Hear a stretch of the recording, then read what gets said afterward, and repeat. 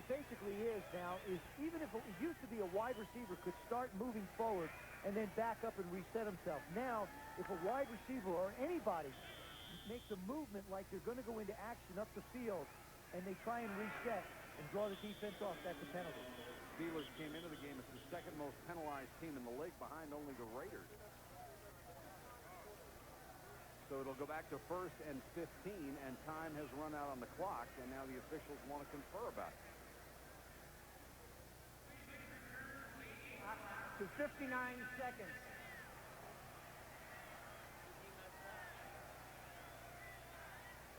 So the clock was running the entire time, and they want it reset at 59. Yeah, you got to wonder if possibly the score guy lives in Denver. I mean, does he want to get this over with? Okay, it's 20-10. That's it. Let's run this thing out. I think you get some great odds that he doesn't live in Pittsburgh.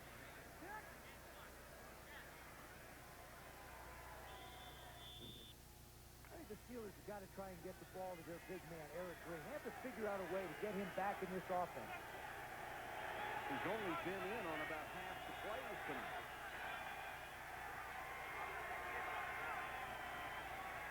Hodge breaks the tackle. Dennis Smith brings him down as he reaches the 30. Smith said he missed a lot of tackles last year, but he hasn't missed a lot this year. Back to his Pro Bowl form. Last year, after the season, he went up to Steve Atwater and he said, "You had a better year than I did." And Dennis Smith said, "In my entire career, all the years I've been in football, the 11 years, I've never gone up to another player and told them that they have had a better year than I have." And you know what? He doesn't want to do it again either. And he's not. He talked to Wade Phillips yesterday. He said he's playing the best of anybody on defense. 2nd and 7. Hodge again. Redding blocks beautifully across the 40 to the 41. It will be a first down. Atwater made the tackle, and it will also be the last play of the 3rd quarter. 1 period to go from Denver. Broncos by 10. Okay. Stadium in Denver. Mike Patrick, Joe Theismann with you. There are different kinds of needs. Denver needs this game to stay ahead of Kansas City in the AFC West. Pittsburgh needs this game to stay in the league. Well, yeah, not quite in the league, but close. Pittsburgh needs this to stay in the wild card hunt. I mean, you almost can see where divisions are going to wind up. Washington, right. New Orleans, Houston, they look like they might get it. But it's the wild card picture that's going to become very interesting as we get on towards the end of the season.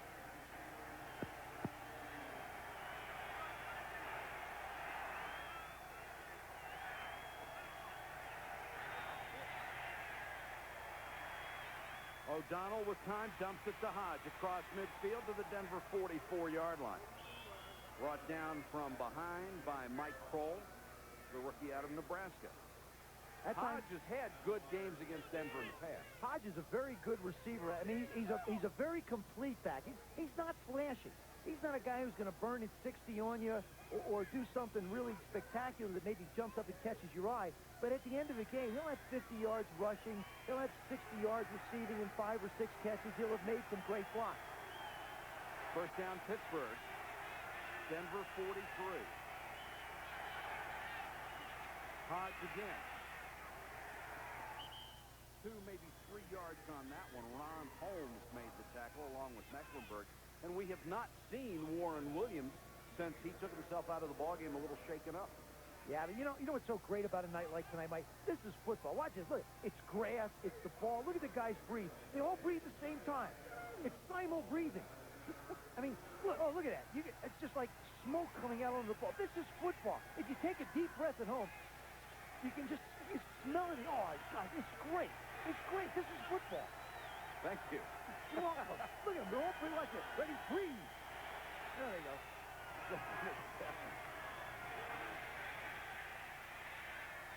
Green. Henderson, nice tackle at the 39. Wyman Henderson is 186 pounds. He gives up 100 pounds to Eric Green, and he wrestled him down. I think one of the toughest things that you have is figuring out where to tackle. If you hit him high, he runs over you. If you hit him low, he kills you. He does a nice job on Kroll with the delay. It's the delay outside. Reaches back, makes the reception. Now Henderson, he just wraps it around his waist and just says, well, I'm going to hang on and hope. What you do? See what you do? It's calf broken. What you do is you tie his feet up with your body and wrap it around and bring him down. He's bigger than a calf. More like bull wrestling. Yes. 3rd and 6 at the Denver 39. And O'Donnell came out of the huddle, turned around, and called a timeout. 12:41 left from Denver, and the Broncos are still on top by 10. ESPN Sunday Night NFL is brought to you by Subaru. It's what to drive. And by Bud Light. Everything else is just a light.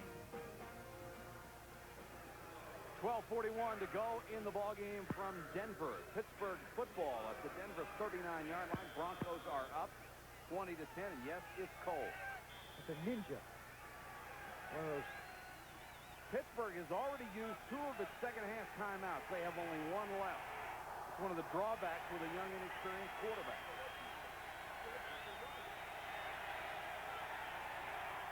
3rd and 6. O'Donnell. Look at this. To the 20 to the 18. They fake the pitch. And Neil O'Donnell, who has a grand total of 25 yards rushing, makes a big one. How's that for a play call? Well, he figured John Elway can throw. Watch this. This is like a trap throw. What he's going to do is he's going to fake out. He's going to fake out this way, spin around, and just head up in the hole. The linemen are going to pull. They're going to seal here, and he's got this alley to take off. Fake the toss. Draw the linebackers in. Everybody's in man-to-man coverage and head on up the field. Nice play. 22-yard run, the longest of the night for the Steelers, and a huge first down. Hodge to the 15. They are well within field goal range, trailing by 10. Michael Brooks made the tackle.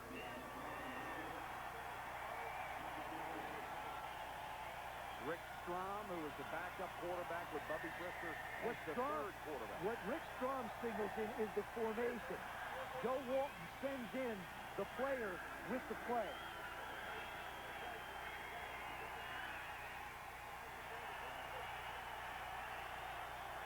You know, you get down around the red area, the guy you want to look for is the big play guy, and that's Louis Lips. O'Donnell almost intercepted by Dennis Smith. He had it in his hands and couldn't hold it.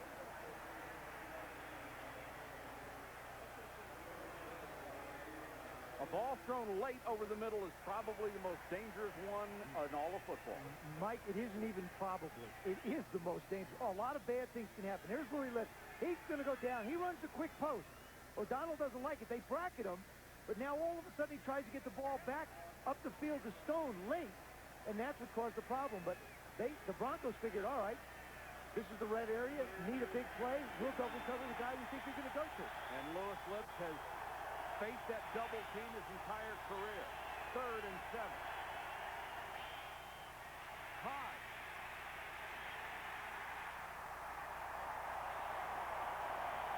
I think you can take that one out of the playbook.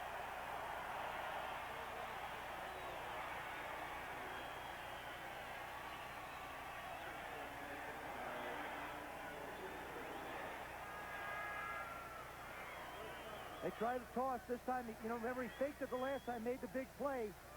There it is, the line trying to get out in front, but great pursuit. This Denver defense isn't all that big, but boy, they run to the ball. Gary Anderson, a 39-yard field goal attempt. He's hit one from 26. And he cuts the lead to 7. So the Steelers, with a good drive, at least produced 3 at 20 to 13. Brought to you by Levi's. And here's what you'll see when you pick up the paper tomorrow. The Skins and the Oilers, a great game. Lohmiller wins it with a field goal in overtime. The Bears take sole possession of first in the NFC Central over the Lions. Hail Mary wins it for the Falcons over the 49ers. First sweep in that series since 80. The Bengals finally win one. The Jets are over 500, and the Dolphins beat the Colts. The Colts have not scored a touchdown since Rick Venturi became the head coach. That's 20 quarters. Out. Anderson to kick off to Montgomery and Russell. I think he just gave new meaning to the word interim. Nice kick by Anderson this time, and Russell will take it 5 yards deep and keep it there. Well, the Steelers defense has done a good job. I mean, they've gotten the ball back for the offense. They haven't been able to get anything but 3 points so far this half. But John Elway, just, you know, you can hold him down. You can hold him down. They don't make a play, and then all of a sudden you go after him, and he's going to throw the ball 40, 50 yards up the field and make a big play. He's the big play guy in this offense. Numbers not real big on Elway so far tonight, but he's made the plays when he had to. Lewis has done the most damage with 108 yards rushing. Play action to him. Elway rifles it low to Jackson. He was open at the 35. And did you see Woodson put up his arms like, hey, who was supposed to be covering Jackson? Well, he came from the other side of the field, and that's the thing. If you can run people across the field in zone, see what he's saying? Hey, listen, if the guy crosses the field, you have to take him. Woodson sits down. Now it's a combination man-to-man in zone. Ron thinks it's a zone, so he lets him go. It's just a good thing that John threw that one in the ground. Woodson, not only an outstanding player, but a very bright, well-spoken young man. And he says mental mistakes have killed this team, and somebody made one on that play. It didn't hurt them, though. 2nd and 10, 4-man rush. Nobody gets there. The ball through the hands of Sewell. And David Johnson, if he could have turned around a split second earlier, had the interception. John Elway has his armband on calling the plays. That's Dave Brazil, the defensive coordinator of the Steelers. He's got his armband on. His isn't as fancy as John's. John's is all kinds of different colors. Color-coded, that's right. That's a defensive coach. He's got white paper and numbers. Now, John's is color-coded. And the reason it's color-coded is, for example, the white area is short yardage. The yellow area is runs. The green area are shotgun passes. 3rd and 10. This is from the green area. Blitz, and Elway rolls out of trouble. Guns incomplete. Woodson came up to make the big hit on Young. Would have been enough for the first down, and the Steeler defense does its job. The thing that the Steelers have talked about coming into this game, they've said that the defense has not done the job and got us the ball back. Well, they certainly can't say that tonight. Ron Woodson running up the field with Mike Young, and he can stay with anybody. Great athlete, but watch this when the ball goes up in the air. Woodson goes up and just separates him. Doesn't give him a chance to come down with the ball. Elway has missed his last 5. Woodson waiting for the kick of Mike Correa.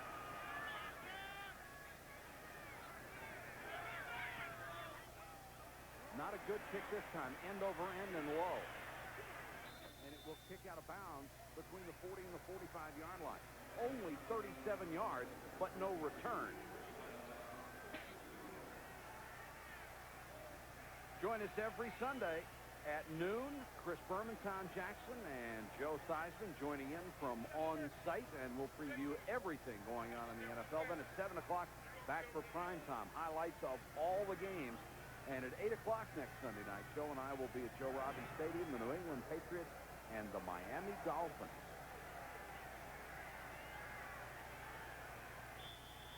Dolphins still considered by most a playoff team, but they've got to turn it around. I think it falls on the shoulders of their quarterback, Dan Marino. When they needed plays, they needed something last year. He was the guy, and I think that's what's going to happen this year.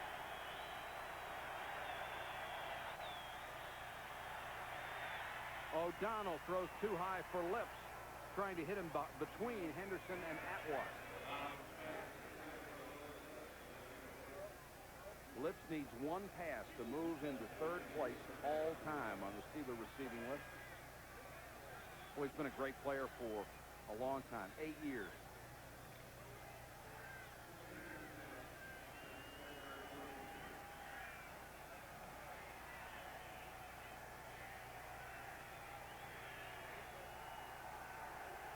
.9:52 left. Warren Williams, number 42, is back in the Steeler lineup.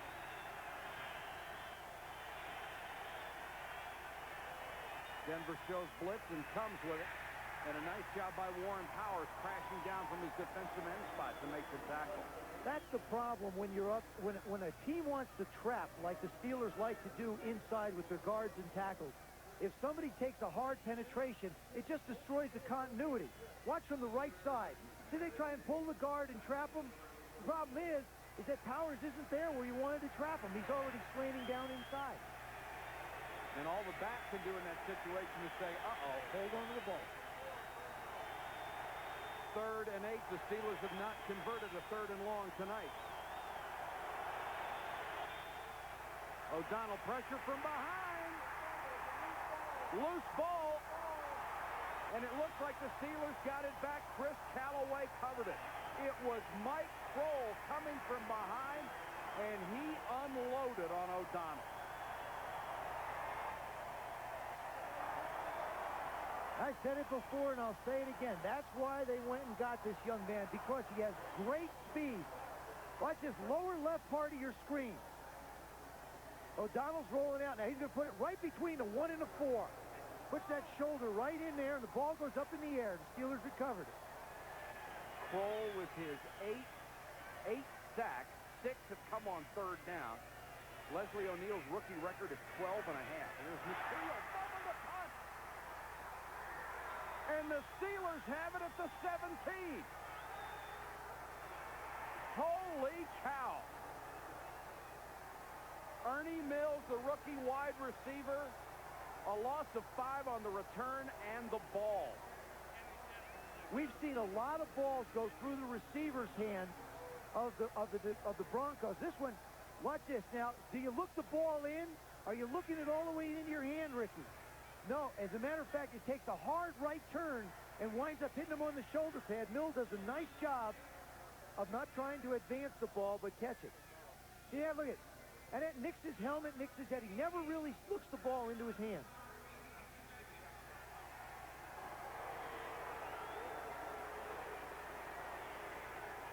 Boy, after a play like that, you don't go stand near the coach. Like you stand at one end of the bench area. Don't even wander near him. They've had problems with their return game. Steelers come up to the line, and now they have to back off. The officials are holding it. For placement of the ball. They're checking instant replay for the placement of the ball because they will place it where it was muffed. That was not a fumble. Well, they found a new toy for it. I mean, I heard a lot of this today. When I was watching the games today, I heard a lot of times they go to instant replay to make sure they could find the spot of the ball. Of course, it takes 5 officials to figure out where the spot is. There's the ball, just bounces off his shoulder pad. He just lost concentration. Ball is right there on the 22 and a half. 21, 22 and a half. Where are you going to put it? Boy, and you're right about a nice job of just making sure you recover the football. Possession was gained at the 22-yard line. First down, Pittsburgh. Close enough. So the Steelers with a great break, and Ricky Mateo is rooting for the defense.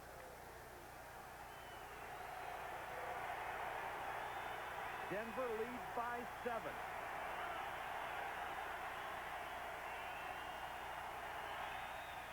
Warren Williams broke a tackle inside the 15 to about the 12, and Eric Green threw him a fine block on that sweep. Wyman, Henderson, and Mecklenburg on the tackle, and a good run by Williams. Well, what he does is he gets his shoulders squared upfield. He starts out running east and west, and once he makes the turn, he doesn't make it haphazardly. He turns and gets those shoulders pointed up.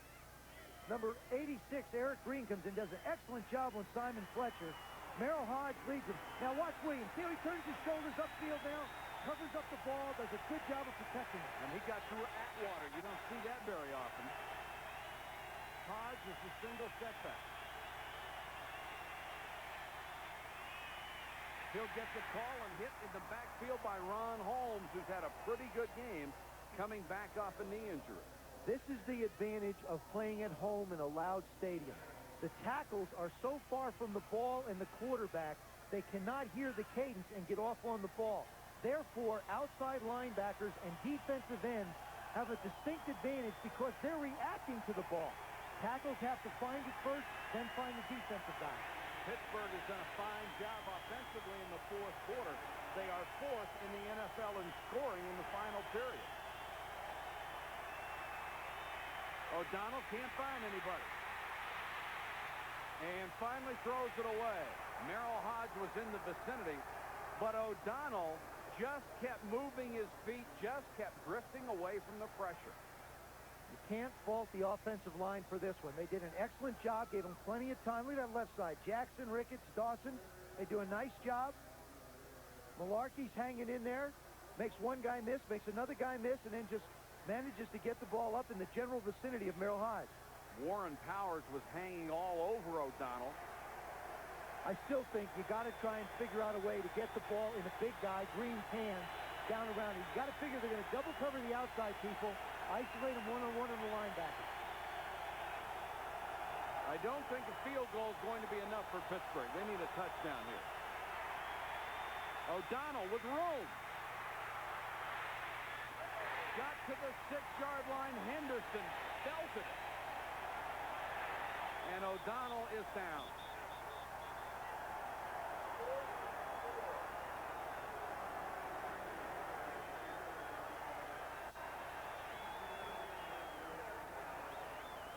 He's trying to make an athletic play. He gets up in the air, and he just takes a shot. I mean, a real shot in the right leg or right knee area. There he is now. It's 26 degrees out here. Now, he's going to try and hurl for the first down. He sees where he's got to go. He gets up in the air. And Henderson just sticks the helmet right on the thigh and knee area. Yeah. Really caught him, and he's holding it right above the knee.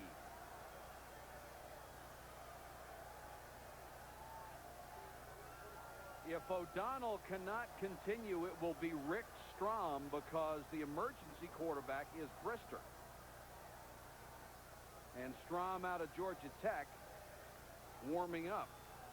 Now, the only time that Brister can play is if the other two are complete. They call it a disaster quarterback area because you lose to your two quarterbacks, you call them a disaster. And you have to declare the other two out of the game. They cannot come back in, That's by right. the way. That's the big thing. Once they're declared out, they cannot come back in. O'Donnell is still down. Oh, you hate to see this. The young man has played so well given the opportunity. Here he is just trying to get up in the air and make a play. Takes a shot right in the knee area, right on the helmet. Boy, and he knows right away.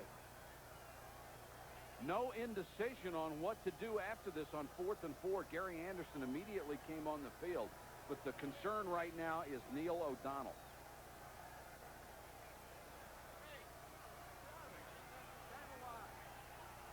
Strom, the free agent out of Georgia Tech, who would have to come into play, has not played this year. He does have previous experience, and now they're testing the knee. You hate to see them moving that knee back and forth to see how loose it is. Well, it's the first thing they have to check because, I mean, you saw the area where he took the shot. And the thing is when you get a trauma like that, you just don't know exactly where it is. He's been staying around in 26-degree temperature for about 3.5 hours, so you know it's going to be partially numb. The only way the doctors and trainers can really check it is to see what kind of movement. There you see him going back and forth. There he is.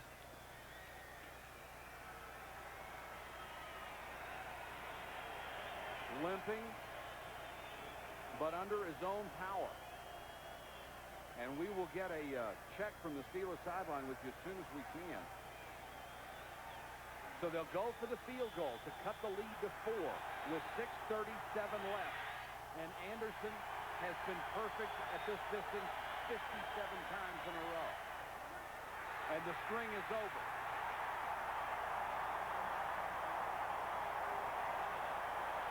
The third most accurate kicker in the history of the NFL. Misses a chip shot. The lead's still 7. Your biggest competitor is working on it. What Hinkle did before the season said, go ahead, put me on, don't protect me on plan B because no matter what kind of offer I get, I'm not going anywhere. He makes $375,000 a year. He was offered $1.2 million to leave over 2 years. He might have swallowed hard, but he lived up to his principles and said, no, I told you I wasn't going to leave, and I'm not. 3rd and 9. Elway under pressure. Got away. That's the strength of Elway, and then he throws the ball complete. What a play by Elway. Young makes the catch.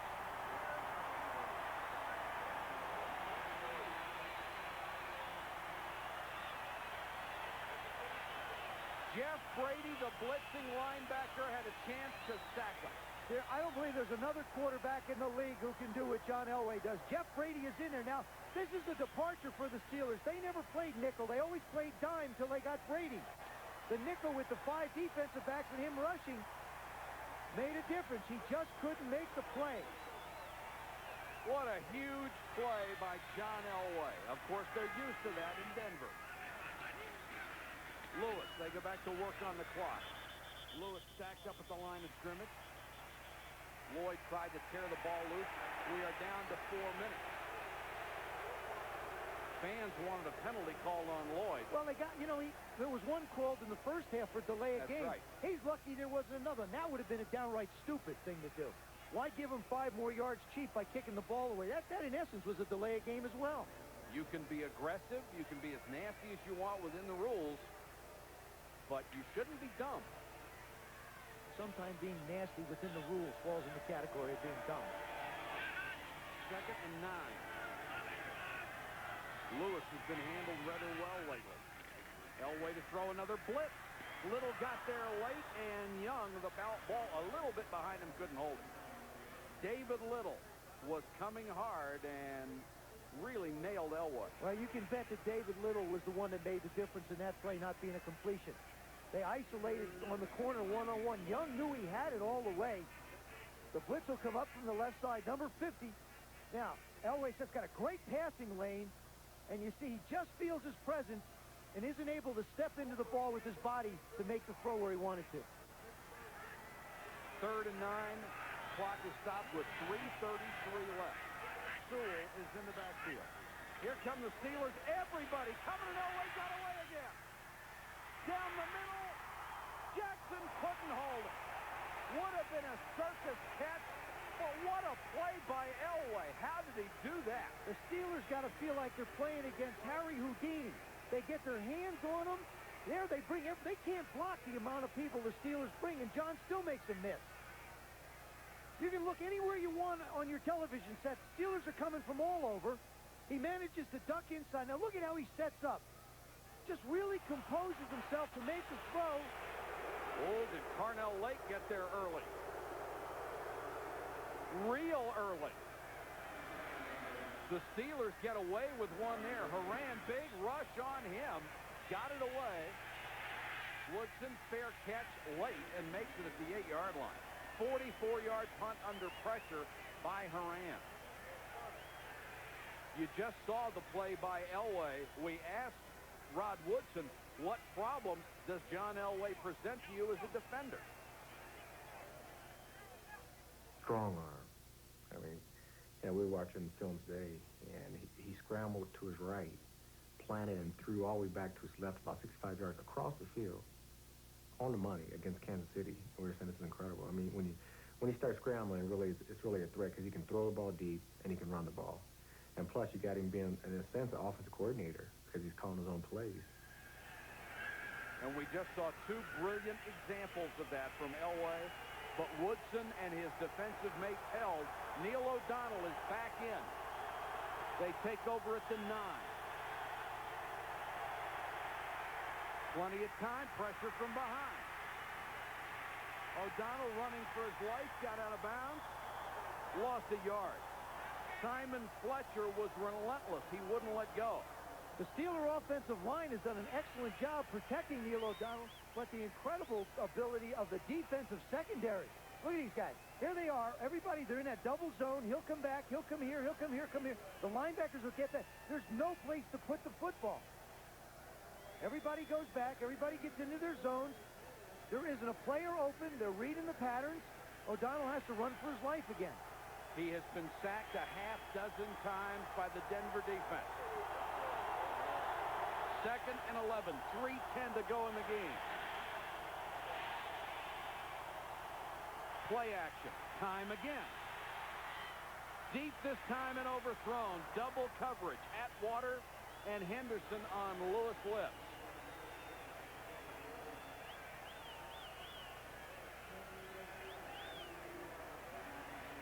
I imagine Lewis Lips would love to see single coverage just once. He's not going to. I mean, you can forget it. We saw him sandwich him down around the goal line. Here he's trying to go up the field. They've got two on him. I think your best bet, I really believe, and I've said it and I'll repeat it, is to try and figure out a way. And this would be the situation where you throw the ball to Eric Green for a couple reasons. Number one, he's got excellent hands. Number two, he's a very wide body, and he'll probably make a play for you. That's the look from the goalpost, Cam.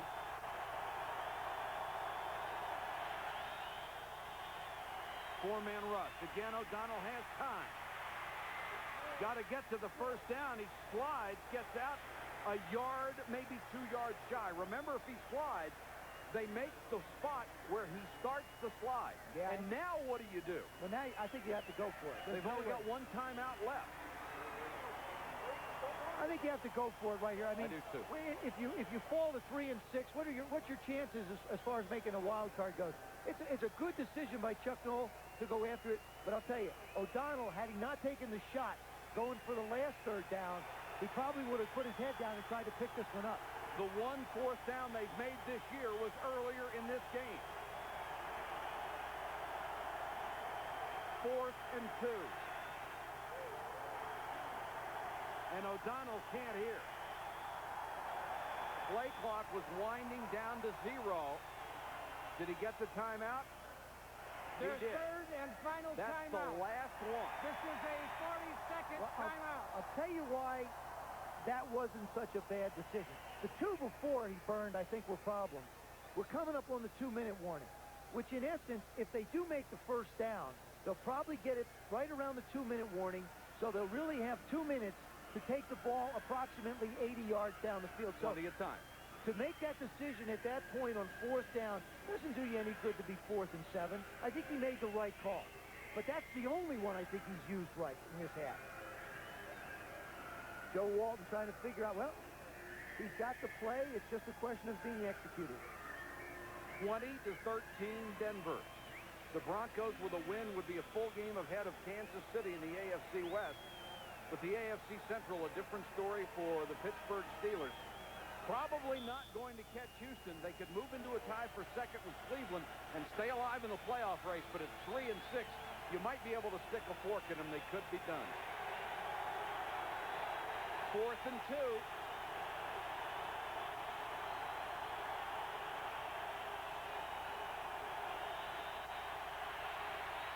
O'Donnell lifts, makes the catch, first down, and gets out of bounds. And Lewis Lipps has just moved into 3rd place all-time ahead of L.B. Nickel. Boy, Neil O'Donnell, you talk about a game where one kid's going to grow up. He takes a heck of a shot in the thigh, doesn't miss the series, comes back in. It's 4th down, sets up, been sacked 6 times, fires the ball out to Louis Lipps, who finally gets one-on-one coverage, and Lipps gets out of bounds. So really, they stopped the clock once, they'll stop it again in 5 seconds when we hit the 2-minute warning. O'Donnell has played very, very well tonight. Throws to Lipps again. Same play, same result, another first down. The clock will stop with 1:58 as they just go inside the 2-minute warning. Well, if it works once, go back to it. 1:58 left. It's a 1-touchdown game. In today's financial climate, you need the strength. Denver leads Pittsburgh 20-13 under 2 minutes left from sold-out Mile High Stadium in Denver. Sports Center comes up after our broadcast. Bob Lee and Gary Miller with all the day's sports, plus a conversation with Jack Morris. And then, prime time, Chris Berman, Tom Jackson, and Robin Roberts to fill you in on the NFL. Boy, there were some great games today and some sensational plays. This has been one of the great games. 1st and 10 Steelers. O'Donnell to Malarkey. And the former Viking into Denver territory at the 48-yard line. No timeouts left for the Steelers. Sometimes you have to sacrifice 1 or 2 yards to try and get out of bounds. That time Malarkey might have wanted to do that. Plenty of time. 4-man rush. O'Donnell will lift. Single coverage that time down to the 29-yard line. 19-yard gain. Clock running. Good hustle by that Steeler offensive line. Bronco defense just taking their time. And O'Donnell will stop it. There's that ugly stop the clock throw that they put in. Boy, this is so reminiscent of when he came in the second half against the Giants and was so sharp. And that's what that offensive unit is thinking right now. Now, Lips made the big fourth down catch. Then he comes back, makes a first down catch. The only place you're going to get big yardage is in the middle of the field because you know they're going to protect the corners. Here he is. He's run a couple of outs. Now he settles down in the middle, spreads his arms out, and says, hey, throw me the ball. O'Donnell has hit 4 in a row, 10, 13, 12, and 19 yards. And the first one was the most critical. Well, that was the fourth down. And a perfect throw under all that pressure. I think if you're Denver, you try and blitz them right now. Back them up in a hurry. It is 2nd and 10.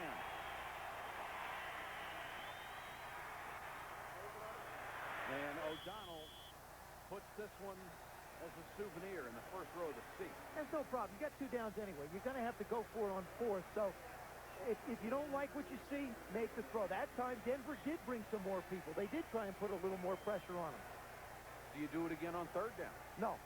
I think what you do is you drop back a little bit. You don't want to give a quarterback, especially a young guy, you don't want to give him the same look twice. Keep him guessing. Make him wonder what you're going to do. 1:11 left, 3rd and 10. O'Donnell dumps it off to Williams. Got to the 6, and Eric Green, if he got the first down, it was because Eric Green threw another sensational block downfield. You know, sometimes if a guy has a reputation, they pay attention to the reputation, even if he doesn't get the ball, besides being a good back. The left part of your screen, Eric Green runs the coverage off. There you see him run it off. Now what he's going to do is he's responsible for this first down. Makes a big hit on Kroll. And boy, does Williams take out Wyman Henderson. Look at this. One block. And Williams did it himself. Boy, you're right. He ran right over Henderson. It is a first down. Steelers another set of downs. Warren Williams again. Same play, and he runs over Henderson again. Henderson's going to have 42 instead of 24 stenciled on his jersey. Well, remember he had to tackle Eric Green, too. I mean, Wyman's got to figure, gee whiz, guys, enough already. Go to the other side once, will you? Now, here's an interesting situation. 2nd and a yard. 57 seconds left. You make sure you get the first down. You don't have any timeouts left. You know what you notice? Wyman Henderson has just taken 2 big shots. If I'm the Steelers, I'm going to keep working to that side. This guy's a little bit woozy. He's taking some big things. Henderson to the top of your screen. Malarkey, the tight end, is over there. O'Donnell guns it incomplete in the end zone, intended for Lips. Now it will be 3rd and a yard with 53 seconds to go. That's a lot of time. You could run the ball, get the first down. And then do the ugly spike. And then you got 3 downs to get in. And O'Donnell on this drive has been superb. I wouldn't be surprised. Now, you've seen him, since they got the ball around the 40-yard line, he stayed in the shotgun. Wouldn't be surprised now if he comes up under center with the 2 backs in the backfield to try and pick up the first down so that they'll have 4 opportunities to get the ball in the end zone from about the 6. Only 9 seconds left on the play clock. 3rd and 1.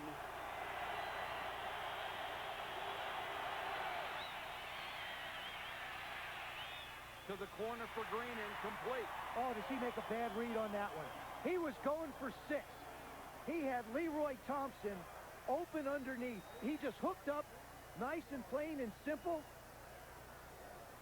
Watch this. Thompson's going to come out and hook up. Green's going to the corner. Thompson's going to sit right there. All he has to do is fire the ball to him, and he's got a first down. Watch number 34. See him sit and settle? Ooh. Ooh, give me the ball back.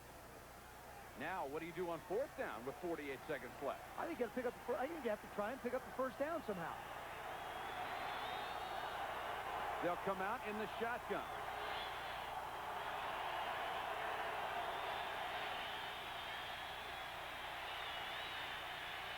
O'Donnell with time, wants somebody to move. Throws. Incomplete.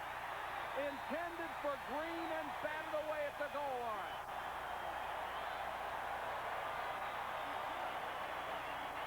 And O'Donnell limps off, and I'm sure the knee hurts worse than it did just a moment ago. I'll tell you, it was a courageous drive, and I'll bet you John Elway was standing on the sidelines thinking of a Cleveland game not too long ago when he won a championship with it.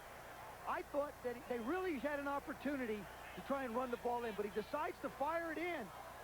And there's Green. Look at that. Hits him right in the chest. Hits him right in the chest. That ball goes right through the arms of Charles Dimry. The ball gets into him. He just can't hold on to it. Robbins came over to give him a shot afterwards. And now all Denver has to do is kneel down. The game is over. And Eric Green, after a tough night with a touchdown catch and almost another one that would have tied it and sent it into overtime. I'll tell you something. We have not heard the last of, obviously, Eric Green. But Neil O'Donnell has proved an awful lot tonight that he's a player.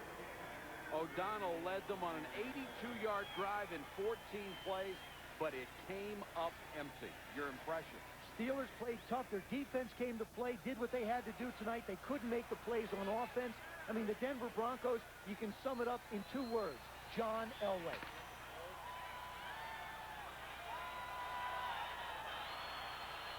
Quite a performance, quite a show from Mile High Stadium. Once again, our final score, the Denver Broncos 20, the Pittsburgh Steelers 13. For Joe Theismann and our entire ESPN crew, this is Mike Patrick. Good night from Denver. SportsCenter is next after this message.